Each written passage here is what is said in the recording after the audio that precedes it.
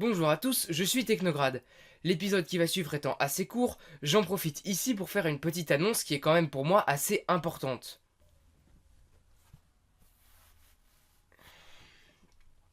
Comme on dit, la critique est aisée, mais l'art est difficile. C'est pour ça que j'ai décidé de vous révéler l'existence de ma chaîne SoundCloud et de mon autre chaîne YouTube, sur laquelle j'utilise le nom de Dr Flashin et sur laquelle je fais du rap. J'ai longtemps hésité, pensant paraître méprisant dans ma démarche, mais je me suis rappelé de tous ces artistes qui ont déjà créé et fait de la critique en même temps, et qui n'ont pas tous été mal vus, et en tout cas moi ça m'a jamais choqué personnellement. Et je me suis aussi dit que ça pourrait intéresser le public de Parlons Culture de voir comment quelqu'un qui critique le rap s'en sort quand il s'agit d'en faire. Je suis évidemment amateur dans ma chambre avec mon micro à 180 €, donc c'est pas non plus de la grande qualité. Mais je pense que ça peut peut-être vous intéresser et que ça peut commencer à me faire un public qui pourrait me suivre aussi sur cet aspect-là. Sur ce, je vous laisse à votre vidéo. Peace tout le monde, écoutez du rap, c'est bon pour la santé. Vraiment, ses pieds dans la poussière, il s'en allait combattre les éléphants. Allez, crocro, les crocro, Oui, crocodiles. Tu m'as fait venir là. Tu voulais qu'on tourne un truc, tu m'as dit. Quoi? Tu m'as fait venir, tu m'as dit que tu voulais qu'on tourne un truc. Ah, pour le clip. Eh ben, on fait un truc, on se balade ici, on tourne un peu. Bonjour à tous, bienvenue dans Parlons Culture, l'émission qui a un nom beaucoup trop général pour un sujet aussi ciblé que les albums de rap français. Aujourd'hui, on se rend sur une autre planète, où les règles qui régissent ce monde n'ont plus vraiment grande importance, puisqu'on va plonger dans un univers absurde, celui d'Hippocampe Fou. Hippocampe Fou est un rappeur français assez particulier, et rien que pour dire son âge ou son style de rap, je suis bien embêté. Regardez par vous-même, c'est lui qui a écrit sa description Genius. Il fait partie d'un groupe qui s'appelle la Secte Phonétique et il a sorti 3 projets en solo. Un EP 5 titres intitulé Vaccin contre l'automne en 2011, un album en 2013 intitulé Aquatrip et un album 11 titres le 25 septembre 2015 intitulé Céleste. C'est sur ce dernier que nous allons nous concentrer aujourd'hui. Rien qu'à son profil, on comprend que c'est quelqu'un d'assez singulier. Il suffit de regarder son freestyle étoilé pour comprendre qu'il a du flow et qu'il peut être très technique. Je vais tapater tes pâtés, pétard, papoter ton pétard. Taper ton code pin, appeler ta copine, la choper dans tes bars. Ton 3 verres de pinard plus tard, à l'hôtel en peignoir peinard. Je finis mon scénar pendant que je me fais pomper d'art. C'est tard, je te sens pas tout oui. Ferme ta bouche pourrie, ou mets-tu désodorisant comme Nana Mouskouri. Hippocampe foot nourri, pique-nique dans le maquis. C'est l'unique comme maquis, tous les misanthropes sourient. Mais c'est dans l'écriture où, au-delà d'être juste bon, il est en plus intéressant. Il a en effet une manie à faire des jeux de mots assez poétiques et absurdes, et les thèmes qu'il exploite ne sont pas conventionnels du tout. Chaque morceau d'Hippocampe Fou est un concept d'écriture, parfois accompagné d'un clip dans le même esprit, comme Chez moi il y a un lama, qui consiste à faire la liste de divers objets présents dans l'appartement de Hippo et qui tournait en plan séquence, ou Marchand de sable, qui raconte la banalité s'installant dans un couple, tourné en noir et blanc et avec des jeux d'ombre très intéressants en termes de réalisation. Les thèmes abordés, comme je l'ai dit plus tôt, ne sont absolument pas conventionnels, et c'est en ça que Hippo a son identité propre. Vous ne retrouverez pas dans ses albums des choses comme sa ville d'origine, ses amis et ses amours, ou bien des réflexions sur l'humanité. Non. Par contre, vous trouverez un dialogue entre un prêtre et une femme accusée de sorcellerie pendant l'Inquisition, l'histoire d'un mec qui bouffe tellement qu'on l'appelle Obélix, ou encore le récit des voyages d'un morpion de pubis en pubis. Il aime raconter des histoires, souvent sur un ton décalé, et toujours dans son univers déjanté. 96 fois par jour, je passe un sale quart d'heure, un poil SM, je joue tout seul au bouille massacreur. Mon agenda est à l'hospice, il souffrait d'Alzheimer. Je voudrais troquer mon MacBook contre un MacGyver. Voyons un petit peu la tracklist de Céleste. Numéro 1, Las Estrellas. Introduction assez rêveuse de l'album, avec un refrain chanté par le père de Hippo en espagnol et une assez longue introduction musicale et cristalline. Dès la première phase, ça parle des étoiles et de l'écriture, et la légèreté de ton, bien que plus discrète que sur les autres morceaux, est quand même bien présente, avec des jeux de mots comme il sait faire. J'ai des couronnes sur les molaires, pourtant je n'ai jamais eu la fève, ou encore, plus souvent qu'un ébéniste, je touche du bois. Le refrain, en espagnol, signifie ceci. Quand les étoiles mourront, nous nous regarderons sans pleurer, nous cacherons la tristesse, nous resterons sans rêver. Merci à Genius pour la traduction. Le refrain confirme donc la mélancolie présente dans cette chanson, et personnellement, j'interprète ça de manière assez particulière. Le descriptif Genius parle d'un besoin d'écrire et de rêver. Étant donné qu'il fait dès la première phase le lien entre le ciel et son écriture, je pense que Hippo s'efforce d'entretenir une espèce de légèreté dans les couplets et que le refrain est l'assaut répété de sa mélancolie, lui rappelant qu'un jour ces étoiles qui l'inspirent mourront. C'est donc de la peur de la page blanche et du manque d'inspiration dont nous parle Hippocampe Fou à travers un morceau très poétique et planant. Numéro 2, Mes échecs. Quand je dis que chaque morceau de Hippo est un concept, je veux dire qu'il est à chaque fois un exercice d'écriture différent, où l'artiste s'impose des contraintes pour pouvoir créer. Et ce n'est jamais aussi clair qu'avec ce morceau. Mes échecs, c'est un concept simple que l'on comprend très vite. Utiliser le vocabulaire et les éléments des échecs pour raconter une histoire d'amour. Hippo joue au maximum avec cette idée, utilisant des expressions courantes dans ce contexte pour que l'on comprenne tout de suite de quoi il s'agit en jouant sur les mots. Dans cette histoire, j'étais juste un pion, c'est très étrange, mais je la considérais comme ma reine. La métaphore de l'amour est évidemment dans le face-à-face que proposent les échecs, et le nom même d'échec pour qualifier ce jeu sentimental n'est pas anodin. On sait tous que les histoires d'amour finissent mal en général, et donc le refrain prend son sens. On dit que les échecs se répètent, mais ne se ressemblent pas. Je finirai par prendre cette reine, ou bien c'est elle qui me mangera.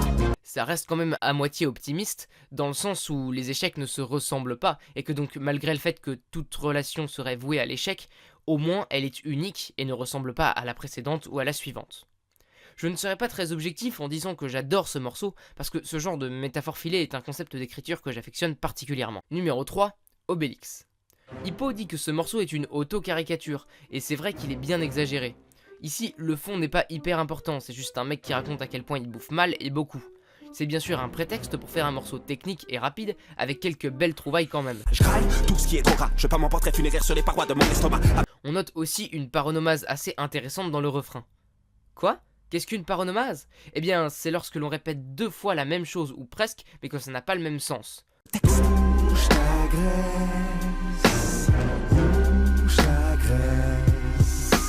Quand je dis que Hippo dit quelque chose à propos d'un de ses morceaux, c'est parce que tout son album Céleste est annoté sur Genius, avec des extraits d'une de ses interviews où il parle de chacun de ses morceaux. Et donc quand je dis Hippo dit quelque chose, vous pouvez aller vérifier sur le descriptif Genius du morceau, il a bel et bien dit ça.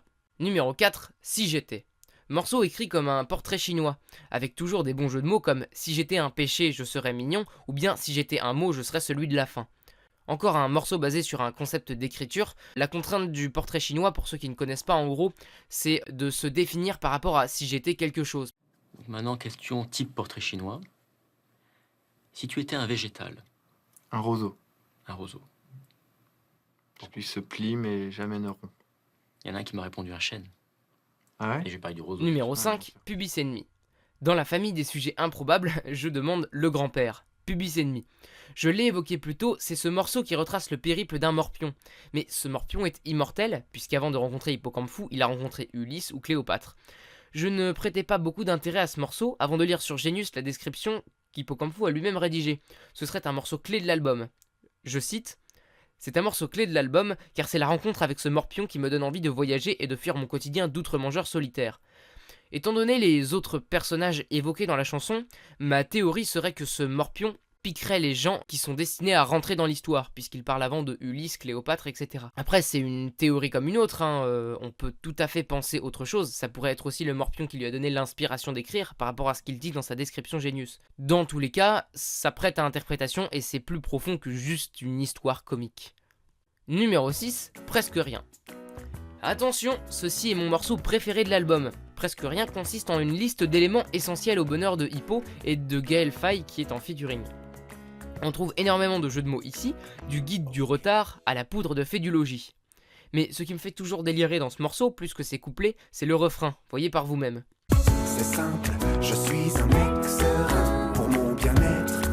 Je n'ai besoin de presque rien, des fesses repenties, une jolie paire de seins, quelques babioles, beaucoup d'alcool, des kilomètres de joints. C'est quand même marrant d'évoquer sur ce ton de comptine pour enfants que pour être heureux, il faut du sexe, de l'alcool et des joints, non ? Ça fait le petit contraste que je vous avais déjà évoqué avec Toi et moi de L'Homme Pâle entre le ton et le propos. Je vous avais déjà dit que Hippo n'est pas conventionnel, mais ici le refrain l'est presque. Parler de sexe et de joint, tous les rappeurs le font. Sauf que ça se joue dans le ton, c'est-à-dire la manière d'aborder le sujet. Avec du joint, de l'alcool et du sexe, c'est peu commun d'avoir un ton aussi léger et enfantin. Si vous voulez passer une journée de bonne humeur, écoutez donc ce son au réveil, ça vous fera du bien. Je pense que c'est pas utile de parler de tous les morceaux, leur découverte étant un aspect important pour apprécier l'œuvre d'Hippocampe. Je vais maintenant analyser un morceau plus en détail pour pouvoir déterminer son identité de rappeur. Le morceau bonus intitulé Quarantaine est assez intéressant. Avec Las Estrellas et Arbuste généalogique, c'est l'un des rares morceaux de l'album où Hippocampe est sérieux. Ici, il est même blasé, comme en témoigne l'intro. Moi. Super. Elle est moche. Ah, c'est ça. Il raconte tout le temps les mêmes histoires. Vas-y, raconte ta vie. Ah, mais lui, il pue de la gueule, c'est chaud. Moi, j'ai pas que ça à faire. Hein. Rien à foutre. Puis s'il y a plus rien à boire, je sais pas danser. Je m'ennuie, bah ouais. Les gens sont vilains. Oh, lui, il a une toute petite tête. Et ça rigole, et ça tchatche. La jeunesse, c'est plus de mon âge. Dès l'intro, il est important de retenir le « la jeunesse c'est plus de mon âge », puisqu'on comprend petit à petit que Hippocampfou est dans cet état parce qu'il vieillit. Ce texte est très structuré. Dans le premier couplet, il est blasé. Cette soirée mon île opacité grandit, j'ai vu quelqu'un bailler, je suis contaminé. Dans le deuxième couplet, il s'isole des autres et dort, car il n'y a plus que ça qui ne l'ennuie pas. Je suis encore plus casanier qu'un escargot. Je rêve de décrocher la lune à l'aide d'un escabeau. Dans le troisième couplet, on comprend la raison de sa déprime. Il vieillit et ça le fait cogiter. 40 piges, putain, c'est l'âge de mes parents. C'est le moment où tes enfants te répètent, t'es pas marrant. En bref, cette chanson est une réflexion sur le vieillissement, et le titre est d'ailleurs un jeu de mots résumant très bien l'idée. Il atteint bientôt l'âge de la quarantaine, il déprime et s'isole, se mettant donc dans une situation d'isolement, de quarantaine. Même le mot de la fin est bien trouvé, puisqu'il achève son troisième couplet comme ça. Le temps t'escorte, mais il t'escroque car il extorque l'âme. J'accepte de vieillir, la prise de poids, la perte de désir. Mais avant de finir cloîtré, je voudrais faire le tour de la Voie lactée. Il joue sur l'opposition entre la prise de poids et la perte de désir, qui sont deux choses négatives dues au vieillissement. Il prétend accepter de vieillir, mais il sous-entend avec l'image de faire le tour de la Voie lactée qu'il a encore tant de choses à accomplir avant de ne plus en être capable. C'est un beau morceau qui fait réfléchir tout en étant assez léger pour un sujet aussi pessimiste, et c'est ça la grande force d'Hippocampfou. Voyons maintenant ce qu'il y a à faire comme commentaire sur son style. Pour toutes les félicitations qu'il mérite au niveau de la forme, très travaillée pour coller à un univers, et partant d'une contrainte d'écriture, on pourrait lui reprocher de ne pas avoir vraiment de fond. En effet, lorsqu'il fait Obélix, ce n'est pas pour parler du problème de la boulimie, mais juste un exercice technique et une caricature de lui-même. Il est un peu perché dans son monde, et il n'a pas vraiment de message à faire passer dans la majorité de ses chansons. Sauf qu'il a aussi fait des morceaux avec un message bien plus présent et concret, comme Chasse aux sorcières. D'ailleurs, je sais pas si le titre est une allusion à l'histoire de la guerre froide, mais en tout cas ce titre, qui est le dialogue entre un inquisiteur et une femme accusée de sorcellerie, est très sombre et traite de l'obscurantisme. Le message est clairement dit à la toute fin. La lumière ne jaillira jamais de l'obscurantisme. Et Hippo se sert ici d'un élément lointain mais terrible de l'histoire de France pour faire écho à la problématique contemporaine du terrorisme. Ce qui me fait dire que ça fait écho au terrorisme, c'est que le morceau est sorti en 2015, après les attentats de Charlie Hebdo, et que Hippocampfou dit clairement dans le descriptif Genius qu'il a sorti ce morceau qu'il avait en réserve pour parler de cette notion d'obscurantisme.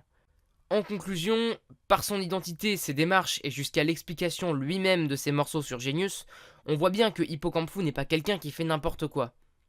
Ou alors, c'est vraiment quelqu'un qui fait n'importe quoi de manière réfléchie et structurée, et qui offre des morceaux toujours originaux dans ses thèmes et ses tons, à défaut de plaire à tout le monde. Selon moi, c'est vraiment un ovni du rap français, et c'est vers cette idée que doit tendre le rap français. Ne pas s'enfermer dans des codes, se les approprier pour en faire ce qu'on veut, tant qu'on le fait bien. Voilà, c'est tout pour moi, n'hésitez pas à vous abonner, à mettre un petit like, etc. si la vidéo vous a plu, à la partager aussi, c'est très important.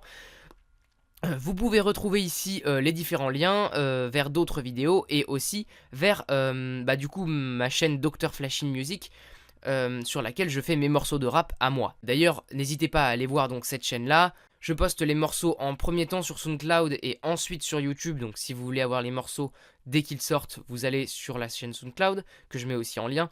N'hésitez pas à me dire ce que vous en pensez et aussi à dire ce que vous pensez de cette vidéo dans les commentaires. Merci à tous et à la prochaine, écoutez du rap, c'est bon pour la santé.